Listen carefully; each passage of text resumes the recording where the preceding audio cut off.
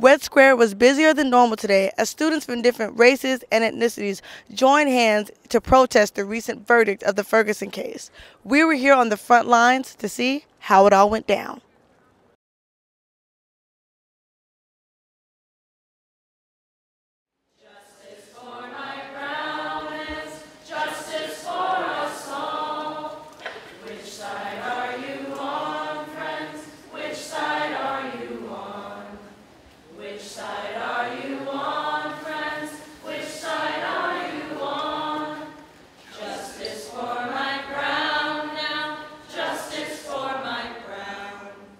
And we're in pain. We're looking for something to do even that night, something constructive, something together.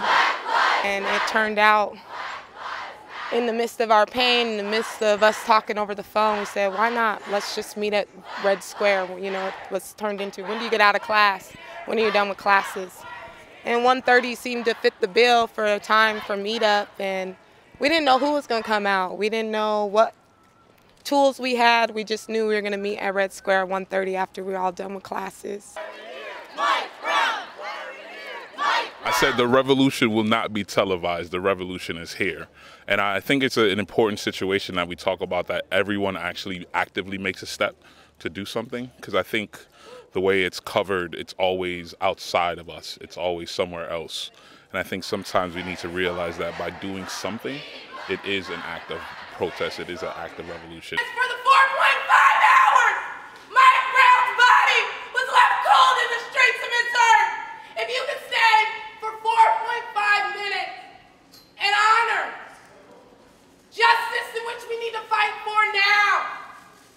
From there, when you go on, keep this in your minds, keep it in your thoughts, keep speaking with your friends and family about justice and democracy now.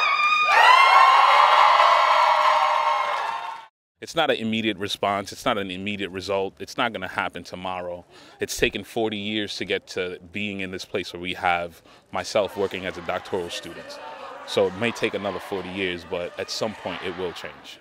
In high school, I was the average douchebag white kid who didn't know what the hell anything was about any form of oppression or injustice or anything. But once I started kind of getting more educated about the systems that were in place and the privileges that I enjoy, I kind of realized that I have an obligation almost to use my privilege to try to promote the conversations about these issues and make sure that everybody knows about the injustices that are being done. So many times when you don't have a group to belong to, whether that's because of time constraints or you just haven't joined or found the right one, there was a huge sense of solidarity. There was a huge sense of collective unity that was felt. Yes, because people from different nationalities, different creeds, different religions.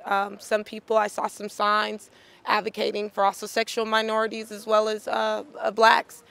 It's just a beautiful thing that people can see that oppression affects all of us. Hey, hey, ho, ho, these racist cops have got to go. Hey, hey, ho, ho, these racist cops have got to go. Hey. I think we can blame the cops, but the cops are people too. Cops have to go down at night. They're our neighbors, and ultimately the cops work for us.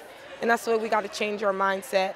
UW police have done a fine job keeping us safe, as well as letting us exercise our right to protest, to have our voices heard. We have an immense amount of privilege coming to one of the best schools in the nation. It took a lot of hard work to get here, and it starts now in terms of this isn't going to get over next week. This has to continue on, because if we keep letting these injustices happening and not challenging our own system, who says the system's not going to knock on your door? For my